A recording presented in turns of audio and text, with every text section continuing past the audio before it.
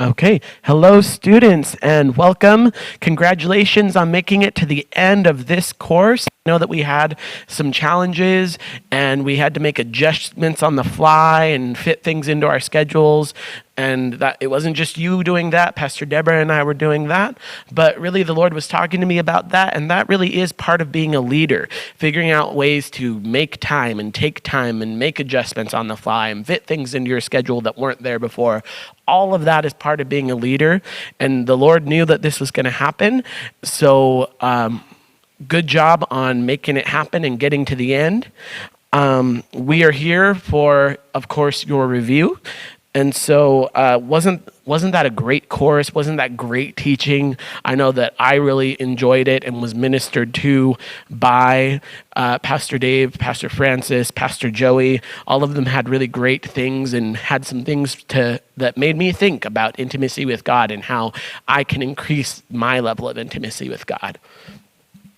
That said, let's jump right into the review portion. And I'm just going to throw out a few concepts and ideas and words that you might want to take a look at and think about and ponder as you prepare for your exam. The first few are all things that impact our intimacy with God and our levels of intimacy with God. So you're going to want to think about hunger and thirst and the impact that those have on our level of intimacy with God. What happens when we have them, what happens when we don't have them, that sort of thing. How do we cultivate them? We're going to want to think about praise and worship and thanksgiving and how those are related to intimacy with God and how those impact the power of our prayer. Those are some important things to think about. They had a couple of concepts that they talked about. They talked about abiding, and they talked about dwelling and making a dwelling place. And how are they slightly different from each other? And who is the one who's generally dwelling and who's the one who's abiding? Is it us or God? And that sort of thing. They talked about all that in the courses. How they guard against burnout. That's an important thing to think about. How do we guard against burnout? How do those impact guidance and direction? We want to think about praying in the Spirit and what that means and how that relates to tongues, and is praying in tongues the only way to pray in the Spirit? Those are things we're going to want to think about. We're going to want to think about what is our first and most important ministry. You need to be able to answer that and talk about that, your first and most important ministry and its place in your life. And then there's one question. So the way the test is going to be laid out, there are 6 questions.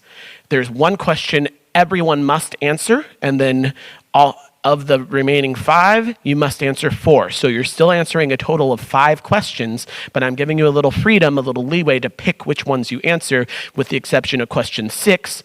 Everyone is going to need to answer question 6, and I'm going to give you that question so that you can think about it. What principles from this class have you personally taken to heart, and how do you plan to use them to enhance your level of intimacy with God? How are you going to grow closer to the Lord because of what you learned in this class? And remember, what am I all about? When I'm teaching, what is Pastor Jordan all about?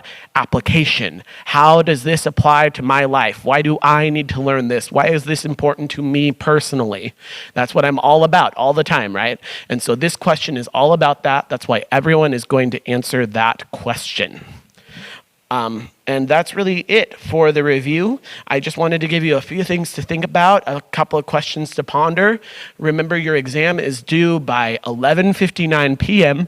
on Monday. We gave you a couple of extra days because of the holiday, and we're going to get this exam up as quick as we can so that you can have it, so that if you want to tackle it earlier before the holiday, you'll have that option as well. I've already got the questions written out. I just haven't put them in the system yet, so it won't take very long at all. And then remember, if you haven't picked up your book, make sure you pick up your book for the next class, because like we said earlier at the beginning, you only have 3 weeks to read, not 4. So you're going to want to get started on that early, especially with the holiday. With Christmas holiday coming up, which is at the end of this next course, you're going to want to get your reading in earlier than later, because things are going to get busy. We have families and all that sort of stuff, and the church gets very, very busy. We do Christmas big here, as I'm sure you're aware.